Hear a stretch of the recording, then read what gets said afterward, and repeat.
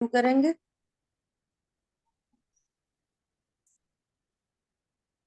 जीवमजीवं दब्बं जिणवरवसहेण जीर्णने दिट्ठं ते बिन्दबिन्दवन्दं वन्दे तं सर्वदा शिरसा। द्रव्य संग्रह जी ग्रंथ गाथा नंबर 41 गुरुदेव श्री के प्रवचन के माध्यम से हम लोग स्वाध्याय कर रहे हैं। इसका नेक्स्ट पेज है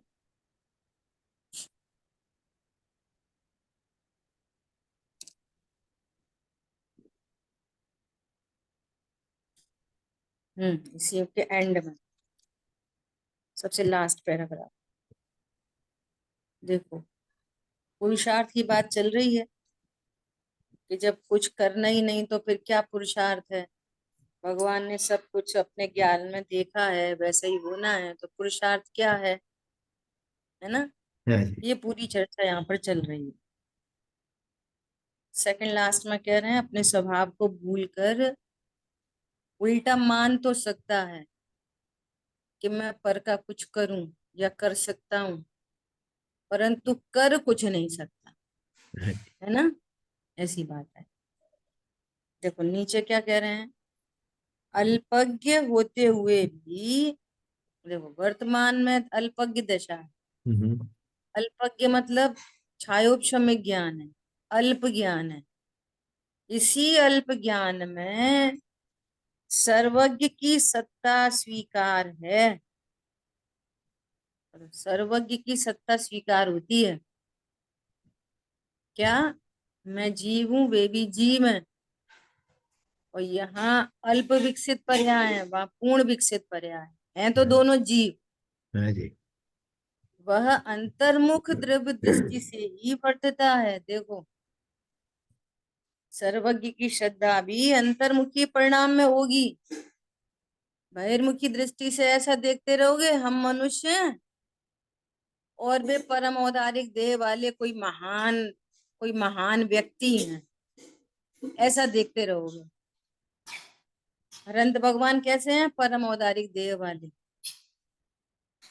और लोग ये वाली बात पकड़ नहीं पाते कि इसमें गलती क्या है। सही तो बात है, वे परम औदारिक देह वाले हैं और सिद्ध भगवान देह से रहित हैं। ये तो समझ में आती है, पर ये समझ में नहीं आती कि सारे भगवान, हम भी भगवान, तुम भी भगवान, सारे ही भगवान देह रहित होते हैं। हाँ जी। सारे जीव क्या बोला, सारे ही भगवान दे रहे।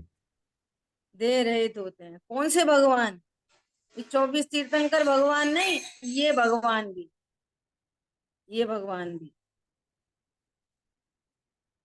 बोलो अभी हम भगवान हैं कि भगवान बनना है।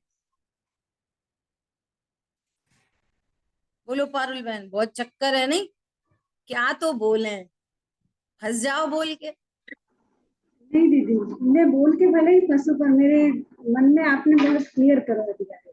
एक बार आपने मुझसे बुलवाया था ना कि बोलो मैं शुद्धात्मा हूँ, तो बोलने के बाद हाँ कुछ जादू हो गया है। जादू हो गया, बहुत बढ़िया। मैं जादू ही भगवान होना हूँ। चाहिए, हाँ, है ना, जादू ही होना चाहिए। ये रहस्य का ज्ञान, मर्यादा है ना, से छोड़ो। रहस्य का विशेष ज्ञान। हाँ, तो अब मैं भगवान हूँ कि भगवान होना है। अब सुनो ध्यान से। अनेकांतमयी दृष्टि से, अनेकांतमयी दृष्टि से द्रव्य दृष्टि से देखेंगे भगवान हूँ, हम्म। इतना स्पष्ट था। और पर्याय में भगवान होना, ऐसा। मैं भगवान हूं भी और मुझे होना भी है। अभी दोनों अच्छे तरह। अच्छे लोगों को समझ में नहीं आती है ये कैसी बात है, हूं भी और होना भी है। एक बोलो, भगवान हूं और भगवान बनो। जब हूं तो बनूं क्यों। हाँ जी। सही बात और है। जब बन नहीं है तो हूं कहाँ? कौन समझ में आ रहा है? अपेक्षा देखना पड़ेगी। हाँ ये, अरे वस्तु सामान्य विशेषात्मक है, द्रव्य से सदा ही भगवान है। और पर्याय में, पर्याय भी देखो तो पर्याय भी एक समय की भगवान ही है, परंतु पामरता उसको कहते हैं जो अपने को भगवान नहीं स्वीकार करती। पर वास्तव में भगवान नहीं स्वीकार करने वाली पर्याय भी भगवान ही है, हर तरफ से। हर तरफ से उसको कितना भी समझाओ, वो नहीं समझेगा, इसलिए भगवान है। समझ में आई बात? जिसमें किसी की नहीं चलती वो भगवान है। और अपने क्रमबद्ध में होने वाली होने से भगवान है। अपेक्षा देखो अलग अलग है।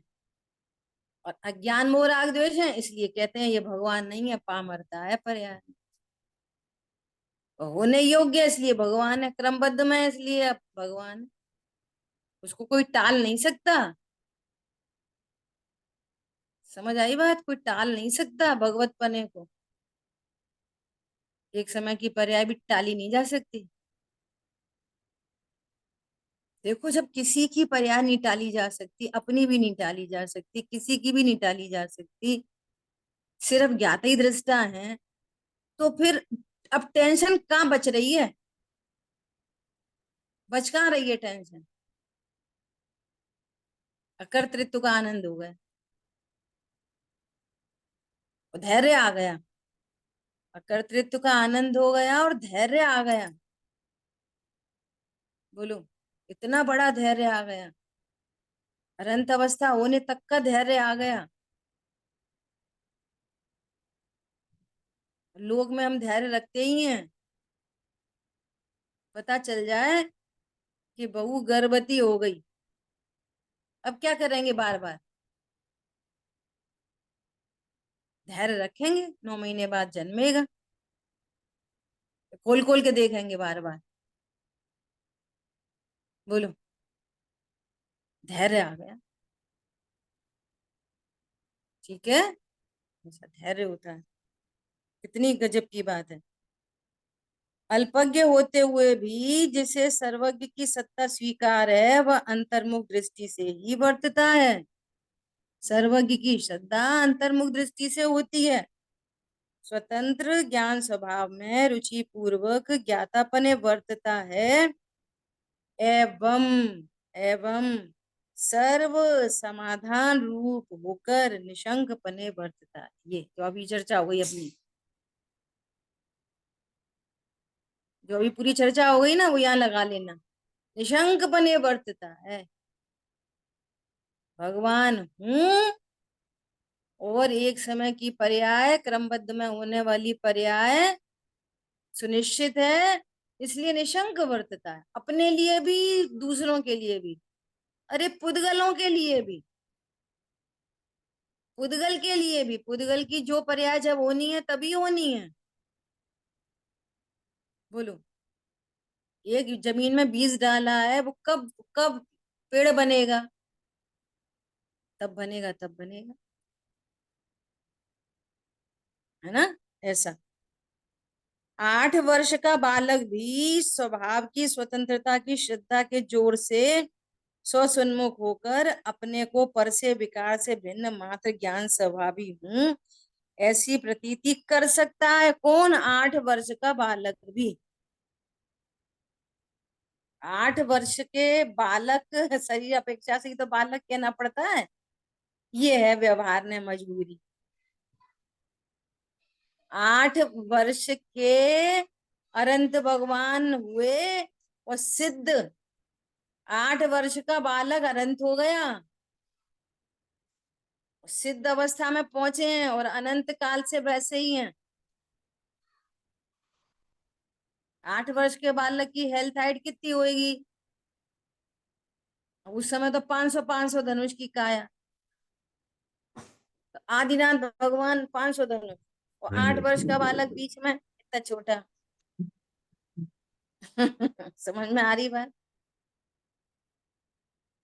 8 वर्ष का बालक कुछ अंतर्मूर्त में अरंत बनने की योग्यता रखता है। सम्यक दर्शन तो छोड़ो, और सिद्ध हो जाए, है ना? ऐसा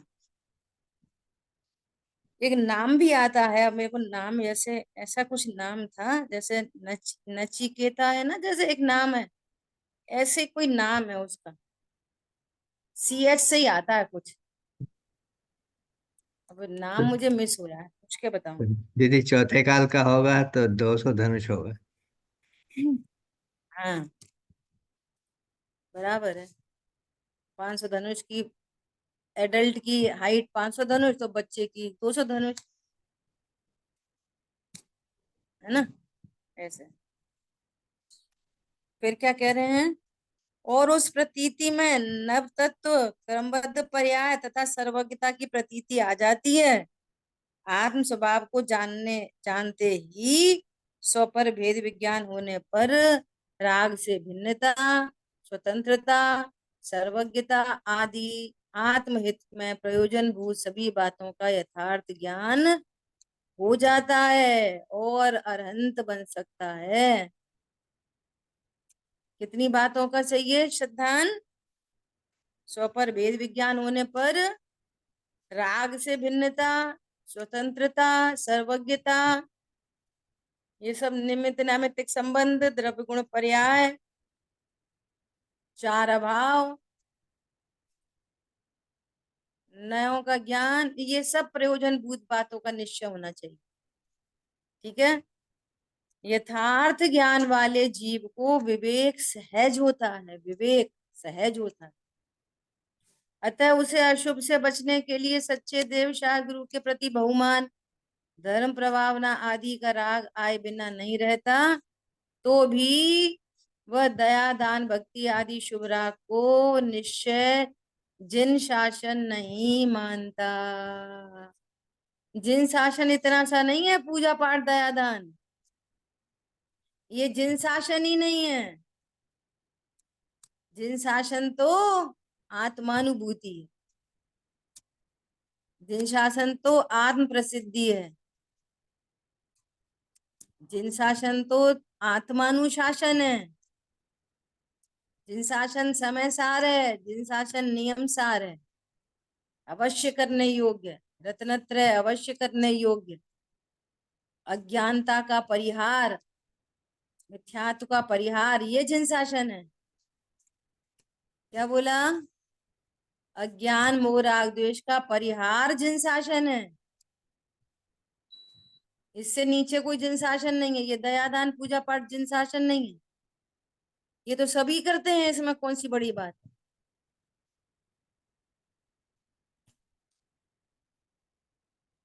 अरे पेड़ भी अपनी रोटी बनाते हैं, नहीं बनाते?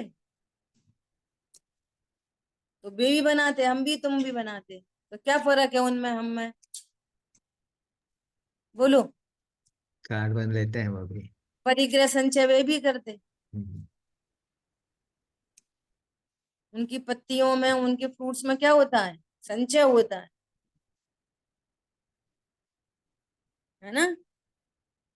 इतना मात्र जिन शासन नहीं है। शुभ राग को वीतराग भाव में सहकारी नहीं मानता। शुभ राग को, अच्छा बोलो, अपन अभी पूजा पाठ दया दान करते हैं, इससे अपन को रत्नत्र में फायदा होगा कि नहीं होगा? पढ़ेंगे सुनेंगे नहीं तो रत्नत्र कैसे प्रकट होंगे? बोलो। ऐसे निमित्ताधीन दृष्टि बनी रहती है। बोलो, अगर अपन ये सुनते नहीं, पढ़ते नहीं, इतने दिन से पीछे पड़े, बेटा स्वाध्याय में आया करो, बेटा स्वाध्याय में आया करो, अब आने लगे, तभी तो समझ में आ रही है। तो ये पढ़ना ही सुनना ही तो रत्नत्रय में हेतु बनेगा। बोलो, ये कह रहे हैं जब तक ऐसा शुभ भाव और शुभ भाव का पक्ष रहेगा ना, तब तक सम्यक दर्शन नहीं होगा।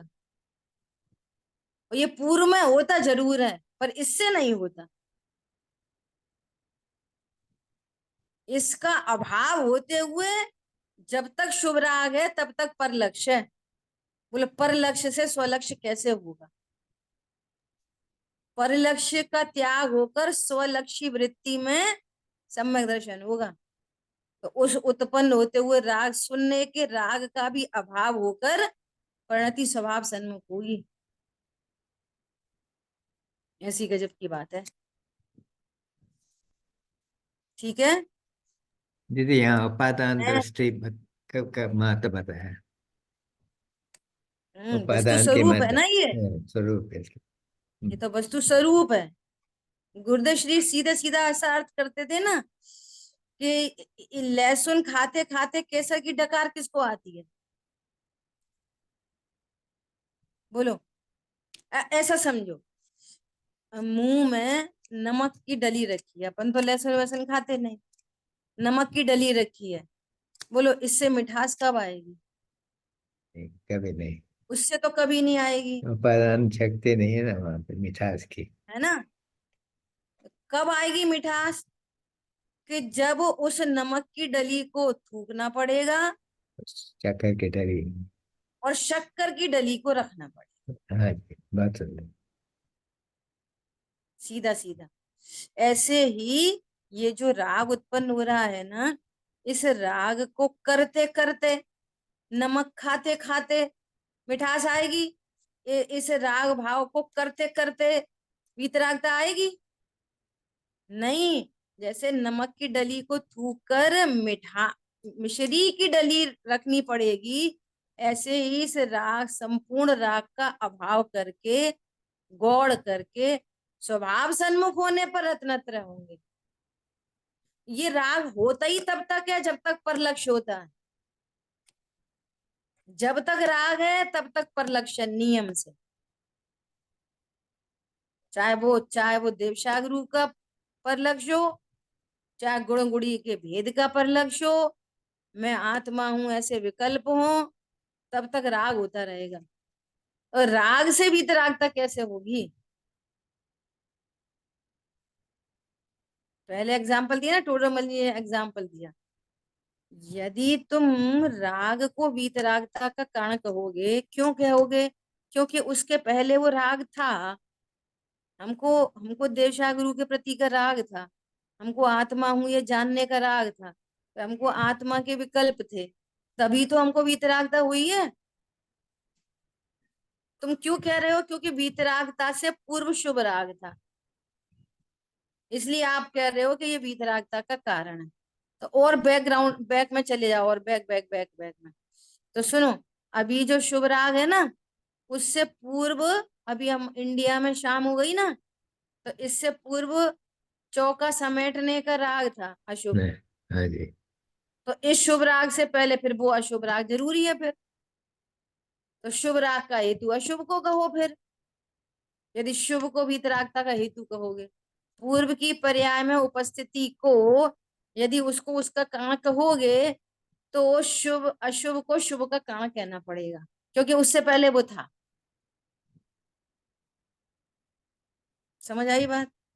क्योंकि वीतरागता से पहले राग था। सो राग, जब तक वो राग नहीं होगा था, तब वीतरागता कैसे होगी? तो चूंकि इस शुभ शुभ भाव से पहले अशुभ था, तो जब तक अशुभ नहीं होगा तब तक शुभ भाव कैसे होएगा? तो शुभ भाव के लिए क्या करना पड़ेगा? अशुभ करो। समझ आ रही बात? देखो टोडरमल जी ने कैसे जीवों के जो अंदर के मिथ्या अभिप्राय है ना, वो ऐसे कैसे वो भीतर घुस के और ऐसे निकाले। बहुत सुंदर दीदी। बोलो। दुनियावी भी यही। अच्छा, तो पढ़ने सुनने से ही तो होता है, पढ़ेंगे सुनेंगे तभी तो समझ में आएगी। समझ आई बात? तो दीदी शुभ राग के लिए पाप करना पड़ेगा, किसी को मारा काटी करना पड़ेगी। वो थोड़ी हाँ। होता है। क्यों तुम स्वाध्याय करने बैठे, इससे पहले क्या कर रहे थे? हम बहुत ही गुस्सा आ गई, हमने अपने बेटे को ही थप्पड़ मारा, बहुत कोई सुन नहीं रहा था। तो हर स्वाध्याय से पहले बेटा लाओ, उसको थप्पड़ मारो, क्योंकि उससे पहले वो था। अरे उसका अभाव होके शुभ होता है, ऐसे शुभ का अभाव होके वीतरागता होती, उससे नहीं होती। वो उससे पूर्व होता जरूर है, पर उससे नहीं हुई है। ऐसा ठीक है। यथार्थ ज्ञान वाले जीव को विवेक सहज होता है, अतः उसे अशुभ से बचने के लिए बात हो गई है ना। अभी सुनो आगे। अब ये 2 पैराग्राफ आपके होमवर्क हैं। अब लास्ट पैराग्राफ में आओ इस पेज के। आपने तो पेज ही नहीं बदला था अभी, सबसे लास्ट में है ना। पर द्रव्य से भिन्न स्वतंत्र ध्रुव ज्ञायक शुद्धात्मा का क्या स्वरूप है, उसे जानने की विधि क्या है। अनादि से अज्ञानी जीव इस बात को भूला है, यह अज्ञान ही सबसे बड़ा पाप है। विश्व में कितने पाप हैं? पाप कितने होते हैं प्रीति? 6 की 7? बोलो। अज्ञान, मोह, राग, द्वेष। हिंसा, झूठ, चोरी, कुचिल, परिग्रह। कौन से पाप है? हिंसा, झूठ, चोरी, कुचिल, परिग्रह। ये छोटे पाप हैं। हम्म, इन ये पाप का बाप कौन है? अज्ञान, ऐसे बोलते हैं लोभ पाप को बाप बखानो। मिथ्यात्व। लोभ पाप का बाप है, और लोभ का भी बाप कौन है? अज्ञान। हिंसा, झूठ, चोरी, कुचिल, परिग्रह का दादा हो गया अज्ञान।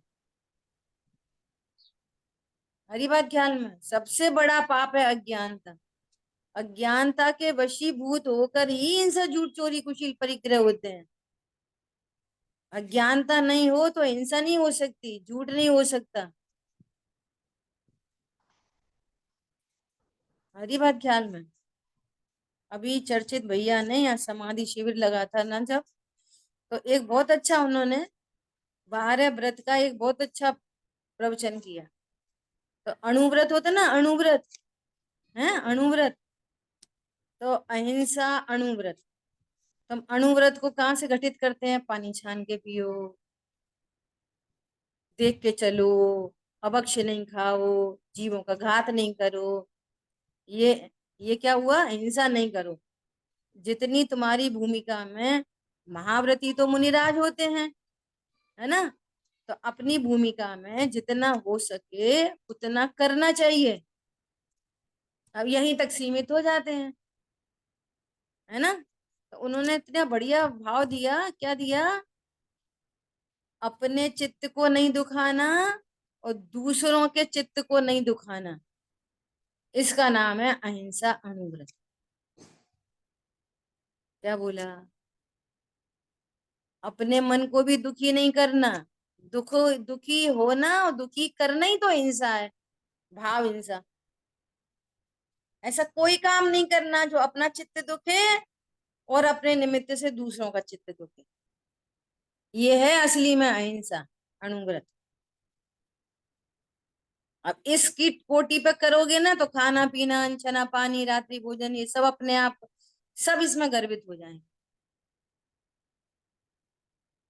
अब रात्रि भोजन कर रहे हो, कितने जीवों का घात हो रहा है, दूसरों का दिल दिखा रहे हो, हिंसा हो गई ना। और हमने ये नियम लिया है कि हम किसी का दिल नहीं दुखाएंगे, किसी को दुखी नहीं करेंगे।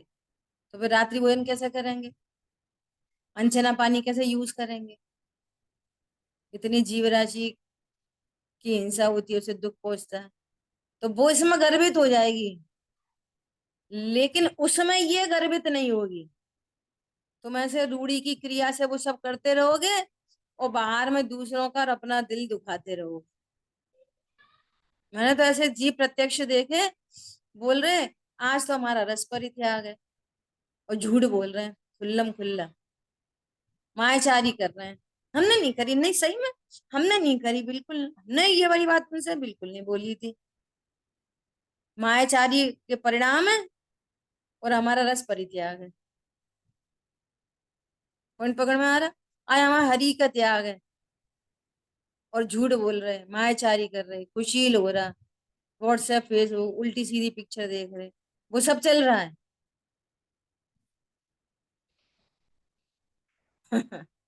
इसलिए वो जड़ की क्रिया का यहाँ पे कुछ महत्व तो नहीं है ज्यादा।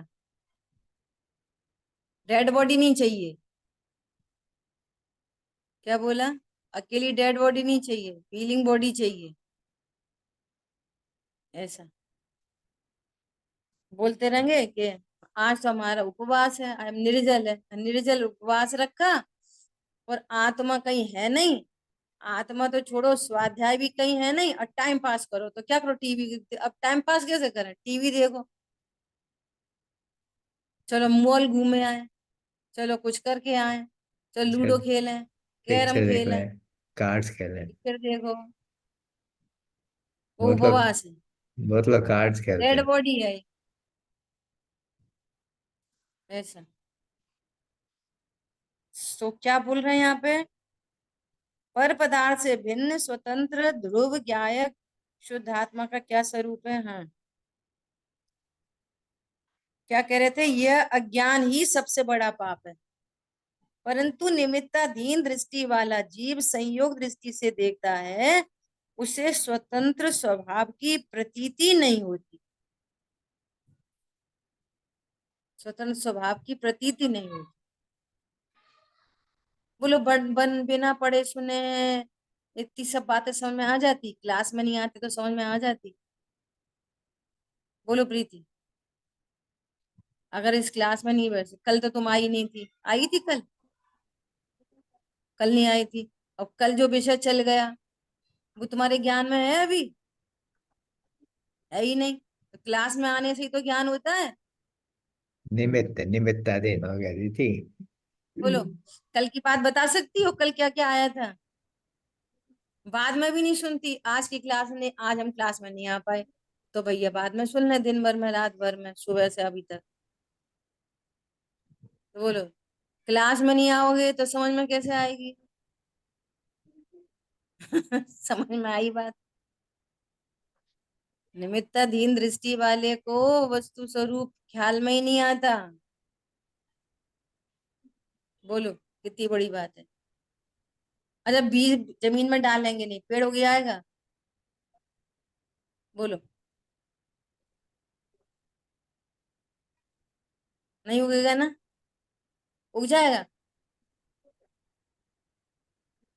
दोनों में ऐसे ऐसे हो रही।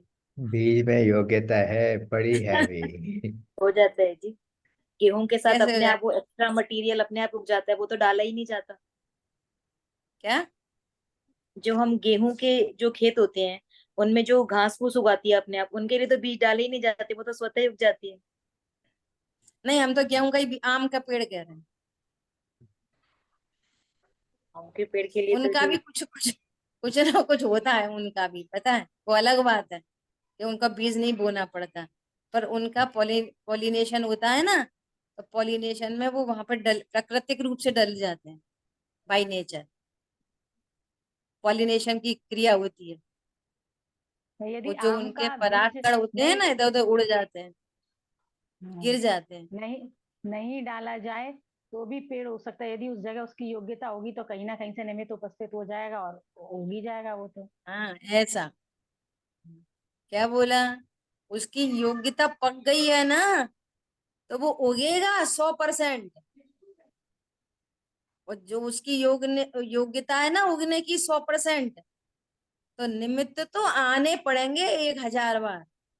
ऐसी कंडीशन है निमित्त की, आने ही पड़ेंगे।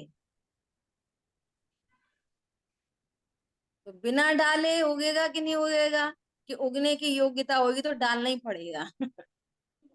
ऐसा उल्टा नहीं कि बिना डाले हाँ उग जाएगा, योग्यता होगी नहीं, तो इसलिए आपने निमित्त को अस्वीकार किया।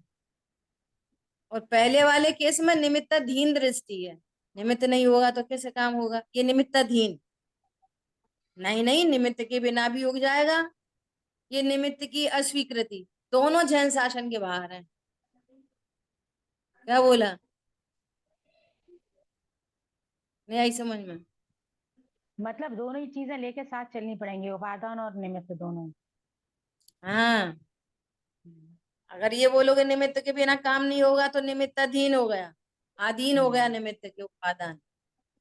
और ये बोलोगे नहीं, वो तो अपने आप उग जाएगा, तो तुमने निमित्त को स्वीकार नहीं किया।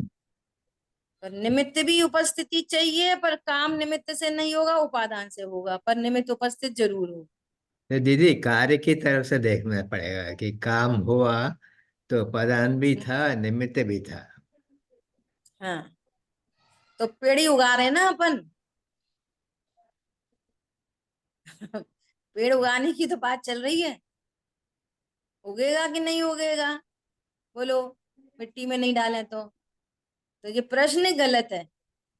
नहीं, उष्ण की उगने की योग्यता होगी तो मिट्टी जरूर उपस्थित होगी, केयर टेकर जरूर होगा ही होगा।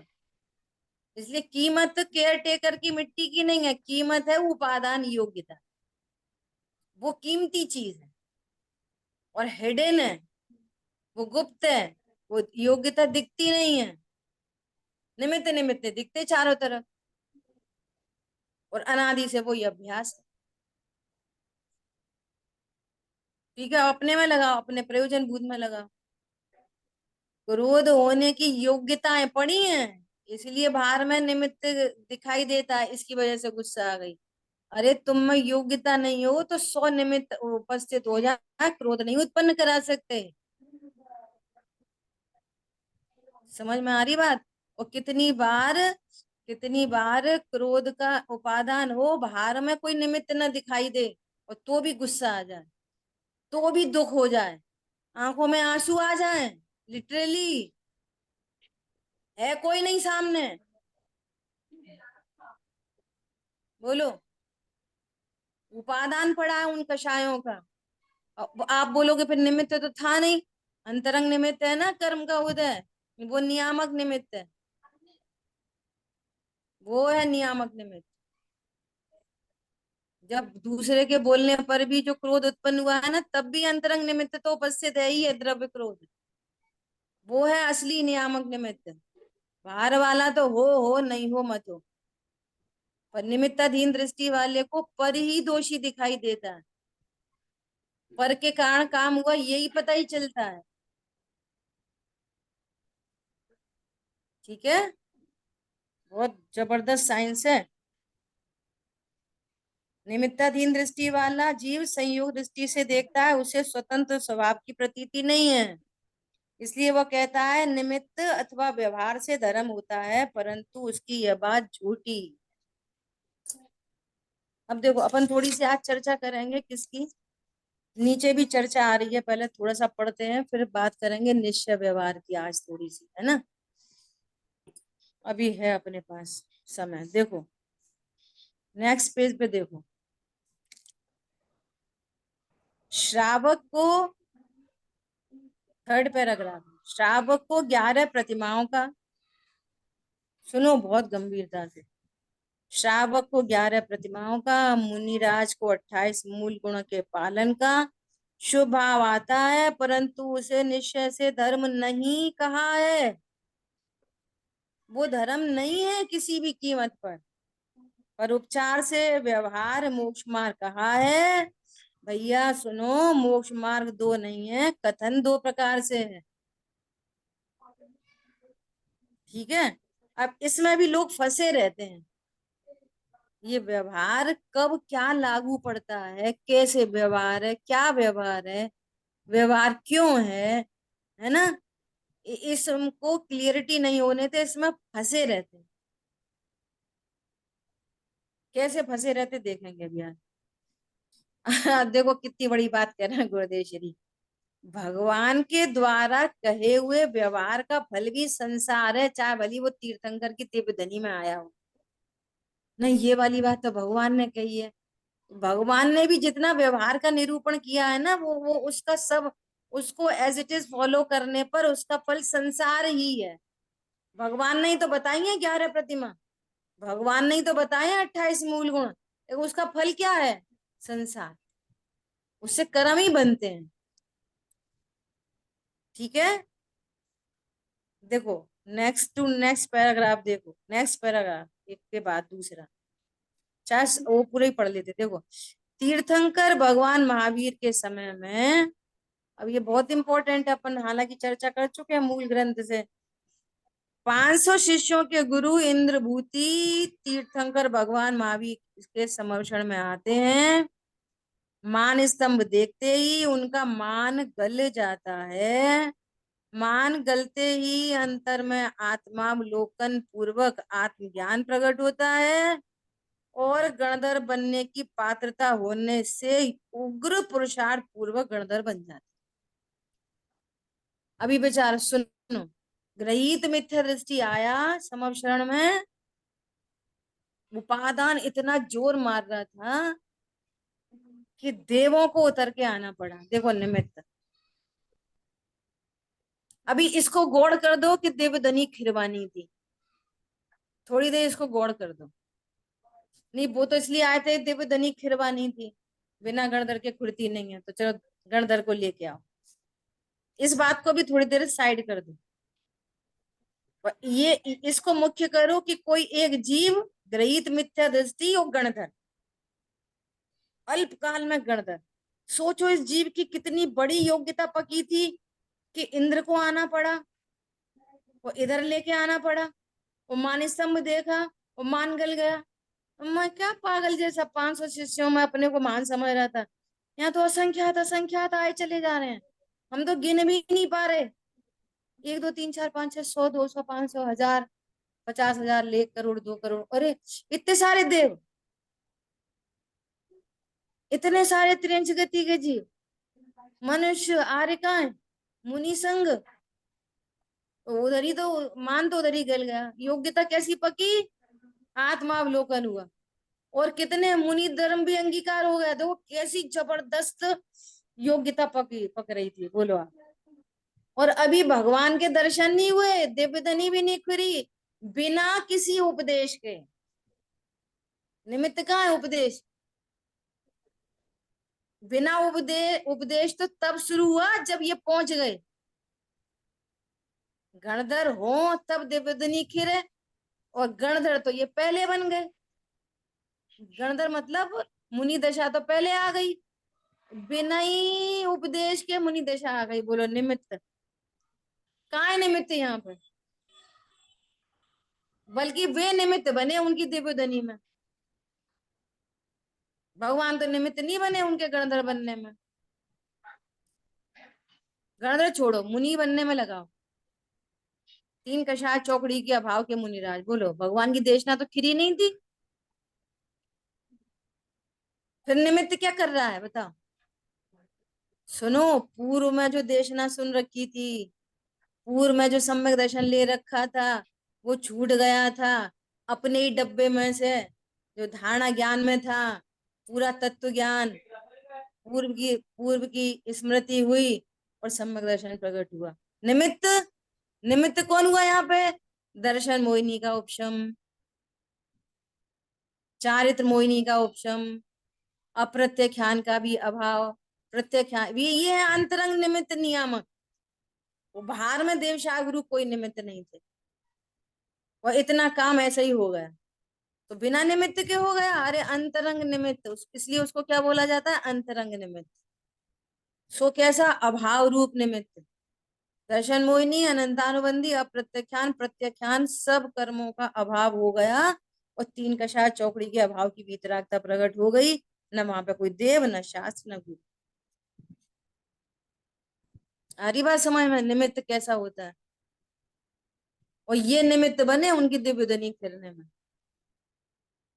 बोलो, जीव की प्रत्येक पर्याय अपने से उत्पन्न होती है, पर से नहीं होती, पर के कारण नहीं होती। कल परसों प्रश्न आया था ना, नरक में कौन से देवशाह गुरु, असंख्य सम्यक दृष्टि है, असंख्य, नरक में असंख्य सम्यक दृष्टि। और एक एक एक पृथ्वी पर जो एक एक नरक है ना, वो एक एक नरक में असंख्य, 7 नरकों में असंख्य सम्यक दृष्टि है, 7 नरकों में। विचार करो।